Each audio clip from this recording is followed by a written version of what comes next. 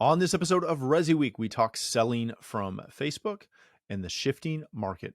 All this and more on this episode of ResiWeek. The network for the AV industry. What are you listening to? This is AV. This is AVNation. This is AVNation. This is ResiWeek, episode 351, 6% for marketing. Support for AVNation is brought to you by Just Add Power, the global leader in video over IP solutions with systems that give you easy installation, unmatched scalability, and outstanding performance. Welcome to this episode of ResiWeek. This is your weekly roundup of all the latest news and stories for the residential AV industry. I'm your host, Matt D. Scott for AVNation.tv, and this week I am pleased to be joined by two of my good friends. First, we have Mr. Dennis Holzer. He's the CEO of Powerhouse Alliance just over the lake. How you doing, Dennis? I am terrific. Thanks for having me, and good to see you, Matt and Jason. Good to see you, my friend. Then the Jason that he's referring to is Mr. Jason Knott. He is the Chief Content Officer at CE Pro. How you doing, Jason? I'm doing great. Thanks for having me. Thank you for being here. All right, gentlemen, we are going to kick off today's show with a story that comes to us from CE Pro. A 21-second Facebook video has resulted in a $30,000 installation. Insight Security out of Alabama posted one of those quick little 21-second videos of a mantle mount TV install, pulling it down, doing the swivel, putting it back up, all those fun things that everybody loves to do with the mantle mount product.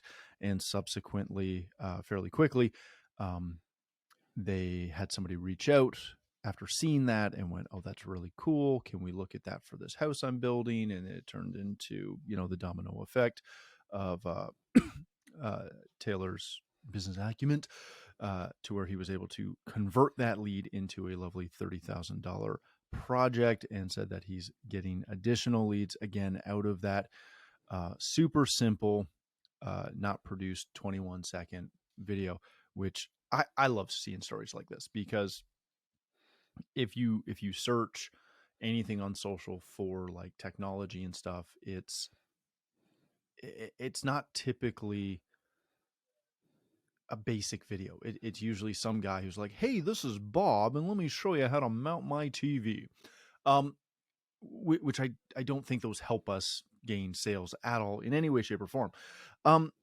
Dennis, this is obviously really, really cool to see, but it brings a bigger question in. We have been talking about social media and leveraging social media for years, and yet it seems that these stories are still rare. You see a lot of people investing a lot of time and money into Facebook, into Instagram, into TikTok. And I don't see or hear, and maybe Jason, you can chime in on this as well, but I don't see a lot of people generating attributable leads to those things. It may be an additional thing of like, "Oh, I also saw your ad here." But it's pretty rare to see an actual quality lead come out of social media. Are we as an industry, are we leveraging social media well enough, or are we still kind of just playing with it? I think we're still playing with it. I think everybody, if you ask anybody in the industry, they say we need to have it. Mm-hmm. But if you give them a follow-up question and say why, you're going to get a lot of blank stares. Social media is important. Why? I don't know.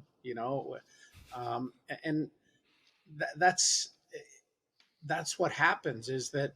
And the other thing, Matt and Jason, I think you'll agree that so often when you see a lot of these things, you see a product. Yeah. You see on social media or Facebook, they're showing a product. The difference in this one, and I think this is very important, this is a product in its environment and what else goes along with it. And I think that's where the derailment is here, that on a lot of the social media and Facebook, you're looking at one product and people really, it's us. who needs to get the story out that this product does this in this environment. And we're not doing a good job. And I think that's a lot because we don't understand social media very well. I will tell you, there's a lot of these video companies popping up that are trying to push this, where they'll do videos for you and it encompasses everything.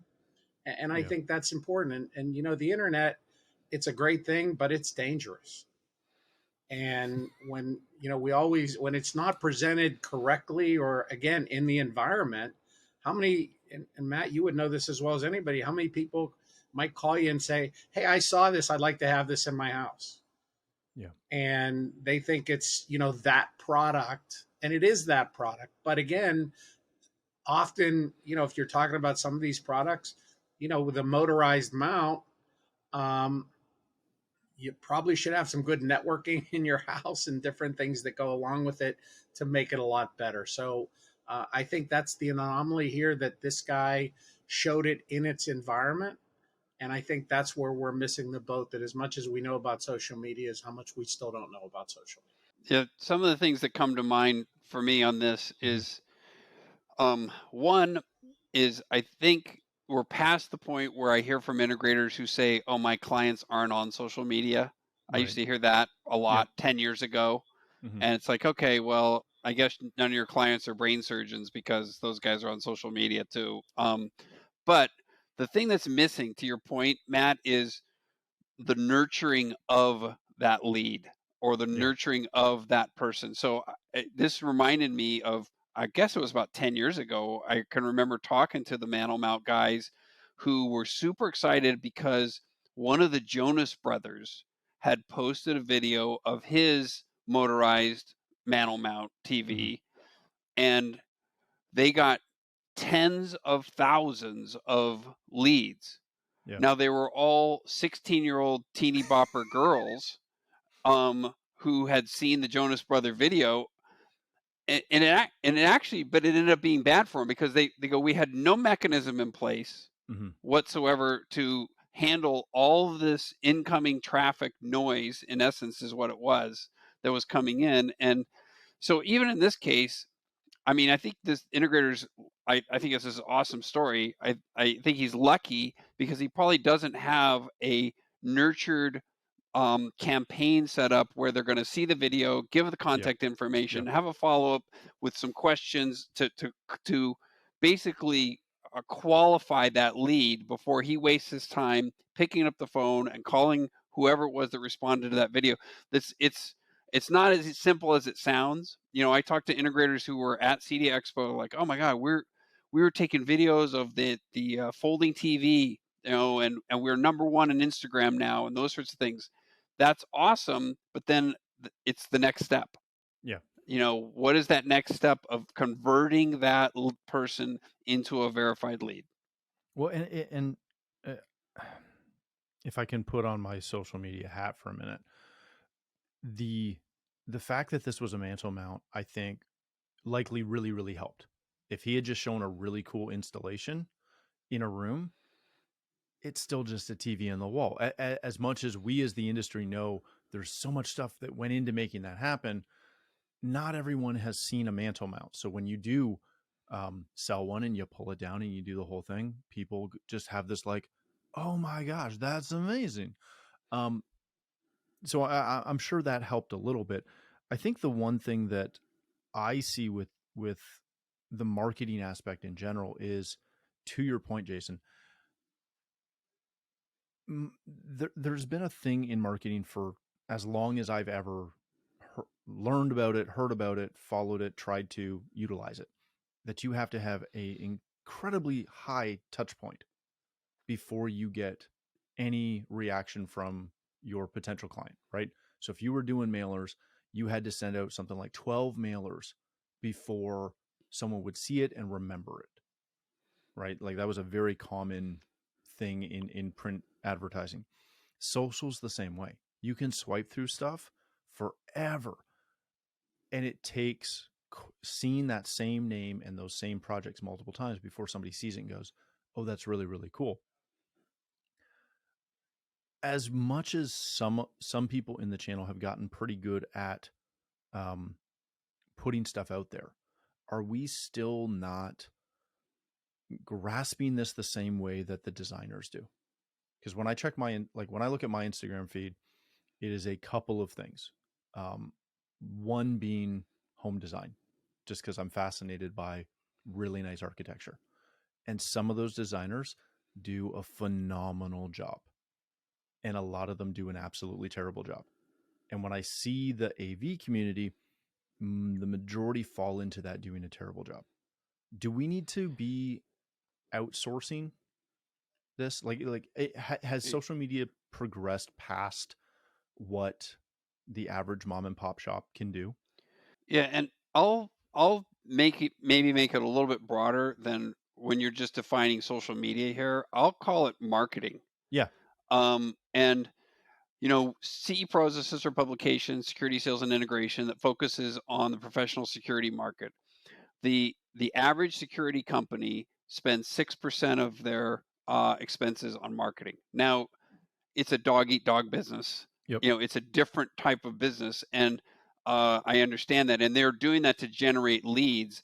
But I think that integrators need to do what I was saying before, is maybe they need to have a marketing expenditure, one on, as you say, how to maybe properly create social media and get that buzz, but then the conversion factor. Mm-hmm. There has to be some sort of expenditure or some sort of operation put in place to be able to convert that. I'll call that marketing. The other thing that's kind of hamstringing the whole thing is guys are so busy, and it's kind of what our next story is, what we're going to talk about. They're so busy, they don't need to do what we're talking about for the most part. They're not out there seeking. I think I've seen, you said 12 times on a direct mail. I think I'd seen something about TV commercials. It's something like 7 times. Yeah. Before it's a 7, they have to see it 7 times before they register and recognize that, oh, I should be buying those donuts or whatever it might be. So, but I think it's marketing in general. And I think that the industry has not needed to market. We're in a great position where they don't need to market, but it would be great for them to be able to have some sort of way to convert those things into viable leads. And I think that's where they should put their focus. That's a good point. All right, gentlemen, let's change topics, as you alluded to there, Jason. This comes to us from Residential Systems, and actually our guest from last week, the Bronx brothers, Mr. Todd Anthony Puma and Mark Feinberg. The shifting market, high-end and entry-level jobs keep coming in, but mid-sized projects seem to be disappearing. Todd and Mark in this article allude to something that, gosh, we've talked about on this show, on the commercial side of AVNation for years, that there is a erosion of the middle market. Todd says that typically their entry, some of their projects that typically would have been in the $40,000 to $50,000 range are now in the $25,000 to $40,000 range. Mark is saying that he's seen a lot of their projects become simpler, and just a smart TV and a sound bar and a wireless subwoofer, opposed to a universal remote and a control system. A lot of times eliminating video distribution. All of those things that we used to rely on across the board they're disappearing. Jason, let me come back to you and start with you on this one. Is there anything that can save the middle market? Or because again, as I said off the top, I remember talking to Harry Mead in the commercial space about the middle market dying like 8 years ago, at least. We've talked about it on this show for years, that the middle market just keeps shrinking. Is there anything that's going to save that? I think there is, and I think that the what I see, if you really, let's kind of break down the market for a second. We have this DIY space that is out there that I won't even call the entry level space, because it's DIY. Yep. That builds huge awareness for the channel and for smart home. Most 99.9% of integrators don't even touch any sort of a DIY solution for their customer base. Then, as we've seen, the high end is very well insulated. there's these projects, as they mentioned in the article. This is a great article, by the way. I love this article, talking about how their bigger projects are just getting bigger and bigger. Yeah. Now we find this area in the middle that most integrators aren't serving. And when you say the market is, will it save the market? I think integrators aren't even trying to address that market. Most of them are trying to continue to focus on the affluent, high end of the space. Nobody's really doing repeatable, smaller. I mean, I should say nobody. Very few integrators are out there doing repeatable, smaller projects in, like, I'll say, like that $10,000 range. Yeah. I think we talked about this before. When I just had my house up in New Hampshire, I couldn't get an integrator to do the $10,000 project. Yeah. The 4 TVs and the cameras, nobody wanted it, even though there was recurring revenue built into it and everything, because they're too busy. Why should they do that when they got a $50,000 job sitting on the side? So I think that this market, that market, the middle market, is going to be huge. And I do think that integrators should focus on it. I don't have that business model in my mind. I think it might have related to some sort of a retail play that's going to have to feed that mechanism. I don't know. Or to what we were talking about a second ago, social media, some sort of a broader base thing that's going to attract that. But I do think that that's a viable market, but most guys are ignoring it. Yeah, you're not wrong on that. Dennis, is this a shift in the market, or is this an evolution of technology? Because I think one of the largest drivers of the disappearance of this market is that the tech has evolved. We don't need to distribute video to 4 TVs anymore, because it's way more cost effective to put a smart TV, a streamer, and a wireless cable box behind the TV. You don't need to centralize that. And half the time, it's just going to be easier to function without that. Is tech the major driver on this? The one thing we're all not looking at, and having been in this industry, we're so used to it. Every year, all of these products decrease by 20% in cost. So you got to start there and understand that, a 60-inch TV that was $4,000 or $5,000 3 or 4 years ago is under $1,000 now. Yeah. So some of it's not that the market disappeared, it's that the cost of that market has shifted downward because of price. That's first of all. Second of all, you're right. In technology, technology is the greatest thing and it's the worst thing in the world. It's the greatest thing that we have made it easier. And I think, Matt, if you go back several years, that people had to put in a universal remote control if they wanted to do a lot of different things in different places. Yeah. Well, now they can do it much easier. And, and this is, and I was going to say it in the last segment, and I'm going to say it now. We are a big, big, big part of the problem. And what I mean by that, and Jason, you couldn't say the word any better, marketing, marketing, marketing. We have all lived in a foxhole, in my opinion, over the last 3 years. Business has been plentiful and integrators are backed up. The one thing most integrators don't do today, and this is my opinion, they ought to take a piece of their marketing, and God forbid they ought to contact clients they've done business with. Yeah. They're looking for new business. They're looking for new business. They're looking for new business. How about the customer who wanted an 85-inch, but it was out of their price range 4 years ago or 5 years ago, so they put in a 60, and now they have a 1080p 60. How easy is it to call that customer and say, hey, we put a 60-inch in your house 4 years ago. We can put an 85-inch TV in your house today, which your room can handle, at less than we put that 65-inch TV in, and it's 4K. And so we walk away. We're so happy that we got the job and we did what we were supposed to do, there's a gold mine, in my opinion, hanging from the trees, and I'm talking about very low hanging fruit. Yeah. Need I say networking? Have we all used networking in the last 3 or 4 years? I mean, how difficult was it for installers to get networking jobs over the last 3 or 4 years? Everybody's staying home because of COVID.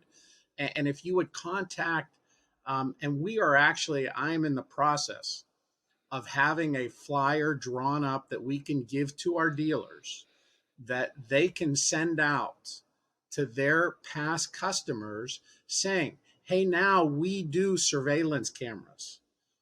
We have TVs, 85-inch TVs starting at $11.99.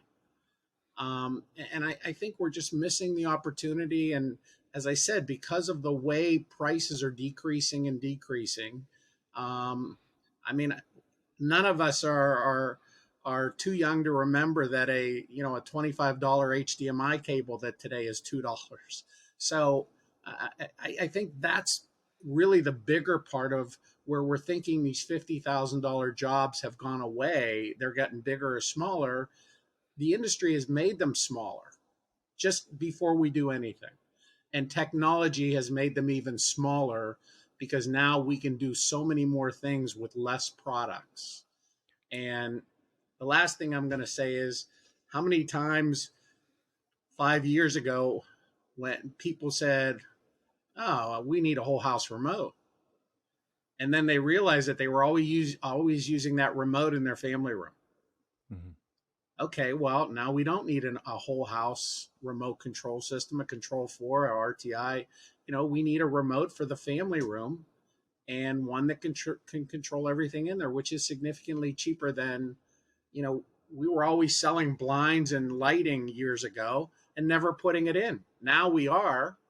But again, I think the industry, first and foremost, has separated the levels of the jobs that are out there. Is there anything to the client difference? And what I mean by that is this is something that we deal with internally in my company. That client that Jason that you mentioned at 10K, they are as demanding, if not more demanding, than a $50,000 project client. And I've always attributed it to that's all they. This is going to sound terrible, but that's all they have. They have 10 grand, and it is a stretch for them to put that $10,000 into that basement entertainment room. So they are going to question everything, nitpick on everything, because to them, it's a really big deal. Whereas the client who's dropping 50K around his pool, not that the 50K isn't important to them, not that they care any less, but it just seems to be an easier project and an easier client. Obviously, there are outliers that prove all of that wrong, but in our experience, that's been really typical. It is how much of it is that to get a client from 10K to 12K is just a massive headache and not worth the time when, as you said, you can go do a $50,000 job with less headaches. I'm sure that's a contributing factor. I mean, I'm sure that's all part of it. And to Dennis's point, I think it was 10 years ago now. I did an analysis where I looked at the Model T from Henry Ford, and said, if automobiles had taken the same price trajectory that consumer electronics had taken, what would it cost for a Model T today? And it was like $3. The original price was like $600, I think. So this industry is unfortunately snake bitten by that from a technology standpoint, that does progressively drive them down. And I think you make a good point about the customer. But I guess the way to look at it is, Matt, is maybe that $10,000 customer 3 or 4 years ago was a DIYer, probably, who may not even have called you. And so you're right. It probably that money means a lot to them, but they could be a persnickety client, I guess. Yeah, it's entertaining to go through those differences across the board. But obviously, you got to do that for yourself and your own clientele. All right, gentlemen, let's leave it there. Thank you both so much for joining us. Jason, if people want to connect with you, learn more about CE Pro, where can they do that? They can go to cepro.com and they can subscribe for free to our newsletters and to the magazine, the monthly magazine. They can follow me on Twitter at Jason W. Knott. Excellent. Thank you, sir. Mr. Holzer, if people want to connect with you, learn more about Powerhouse Alliance and your network of distribution houses, where can they do that? They can do that on www.powerhousealliance.com. If they want to connect with me personally, dholzer@powerhousealliance.com. And we're up to 67 locations across the country, and we'd love to have the opportunity to serve you. And we thank you. And thanks for having me. Hey, thank you for joining us. All right. Thank you for listening. If you'd like to connect with me, you can find me on Twitter at Matt D. Scott and most other social channels, except for TikTok, because we don't do that. But more importantly, please visit AVNation.tv, where you'll find this show as well as a wide variety of other shows with all the verticals that we cover. When you visit the website, please take a moment to check out our supporters. We are extremely thankful for their support and ask that you check them out as well. Thanks again for watching. That's all the time we have for this episode of ResiWeek.